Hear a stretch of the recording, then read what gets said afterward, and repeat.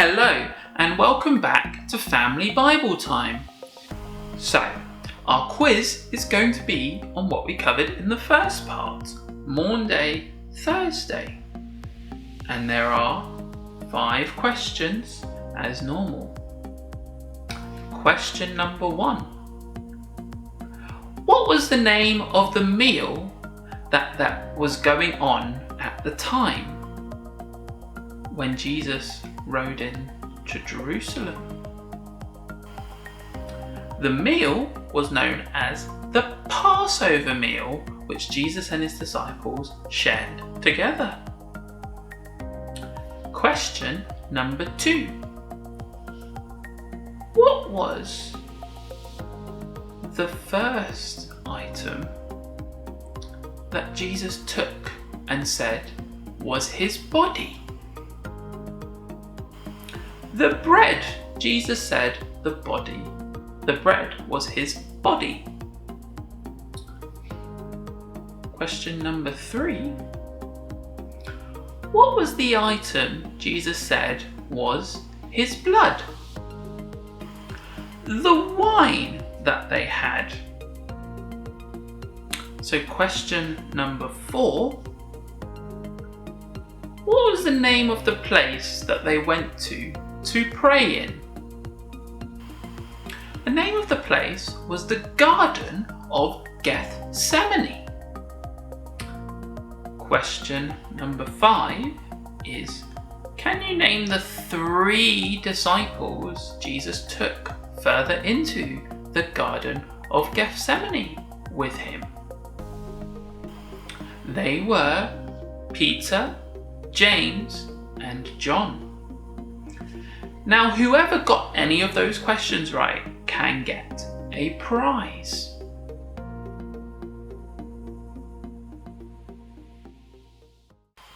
And so it's now time for our story. And we're going to continue the story of Holy Week. So that means we're going to pick up with Good Friday and finish with Easter Sunday today. And remember, we're using Matthew 26 to 28 as part of our reading. However, it is me that has written it in my own words to shorten it a bit. So Jesus ended up getting taken to Pontius Pilate. Pontius Pilate was the governor of the land put there by the Emperor of Rome. Pilate could see nothing wrong with Jesus and was very confused that the people wanted to do bad things to him. And so first off, to try and please the people, he sent Jesus to be whipped and beaten. And Jesus got whipped 30 times on the back. Even after this, the people, led by the Pharisees, did not think that was enough. They wanted him killed. Pontius Pilate was still confused by this. So he, as usual, said, I will release one prisoner today, which I do every year at Passover. Pontius Pilate presented Jesus and Barabbas to the people and said, who do you want to free?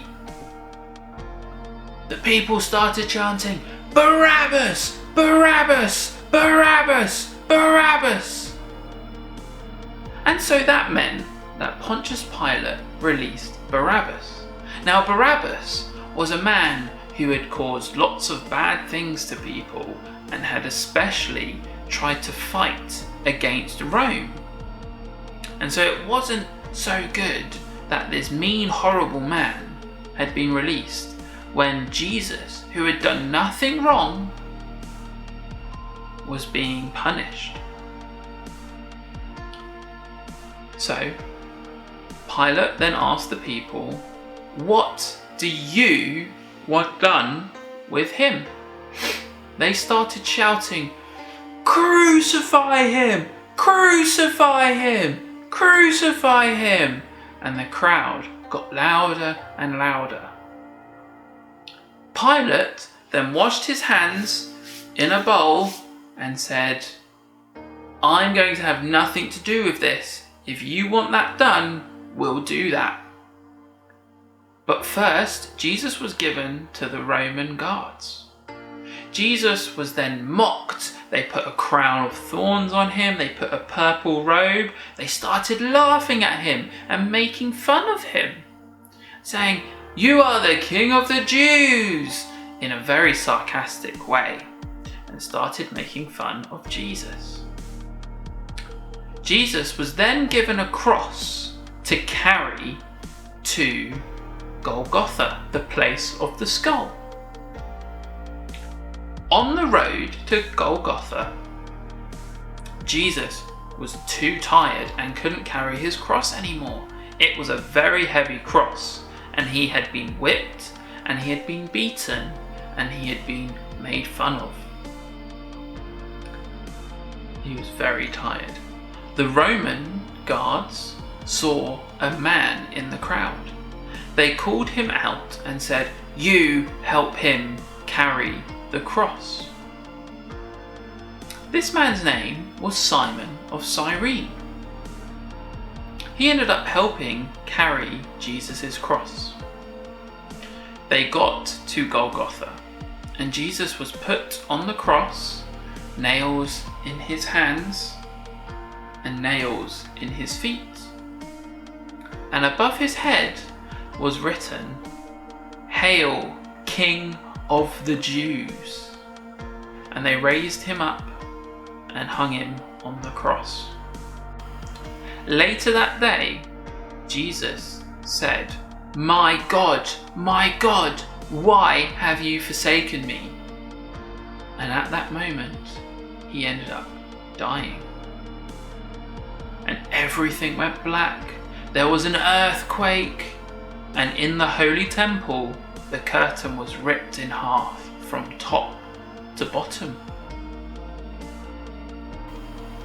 They then took Jesus down from the cross, and Joseph of Arimathea took Jesus and put him in his tomb. Now on the third day, Mary Magdalene and Mary were going towards Jesus' tomb. They arrived at Jesus' tomb, expecting to see some guards in front of the tomb and a boulder in front of the tomb. However, when they arrived, there were no guards, there was no boulder in front of the tomb, and it was empty. Jesus' body wasn't in the tomb. The angel said to them, "Go and tell everyone what you've seen. Jesus is risen! He is alive!" At this moment, Mary Magdalene and Mary ran back to Jerusalem, and they found Peter and the other disciples, and they told them, "Jesus is risen! He's alive! He was the Son of God all along." Then, at that moment, the disciples weren't quite sure, so they thought, "We better check this out." They ran towards the tomb, and John got to the tomb first, but was too afraid to go inside. Peter then arrived, and Peter went in and came out with a big smile on his face, saying, "It is true. Jesus is alive."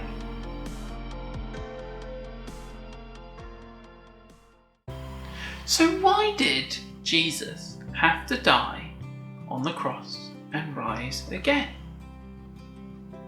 Now, I'm sure you've heard this word before, but the word sin.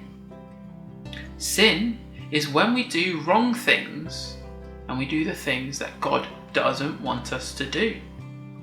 When we do these things, we break the friendship that we have with God and with others as well. But let's focus on that friendship with God.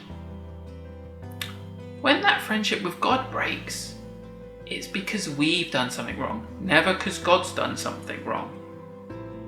But what Jesus has done here on the cross, dying and rising again, it means that we have the chance to say, sorry, God, I did something wrong. And when we're saying that word sorry, we are saying we want to have that relationship with you again. We want to have the friendship, the perfect and special friendship that we can have with you. But when we're saying sorry, we are also saying we aren't going to do those wrong things again, those sinful things again. So what it means is we're saying, God, we want to follow and obey you. And especially for ourselves, we're saying, God, I want to follow and obey you no matter what. And I don't want to do those wrong things again. And I will do my best to follow and obey you. So, I have 4 questions for you. First, I wonder what your favourite part of the story was. The second question is, I wonder what your least favourite part of the story was. The third question is, I wonder what we could take out of the story and still have the whole story. Question number 4. I wonder what you would have done when Jesus died on the cross if you were one of his 12 disciples.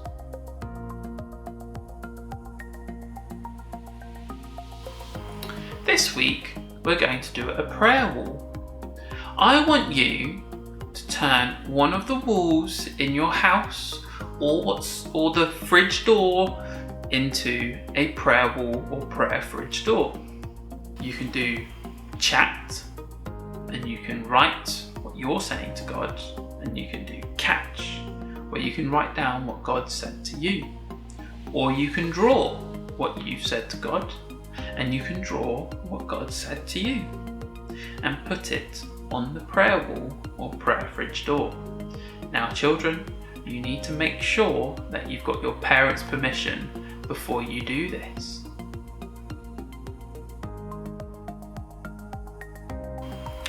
Thank you very much for watching Family Bible Time this week. And I hope that it being split into 2 parts you enjoyed as a family.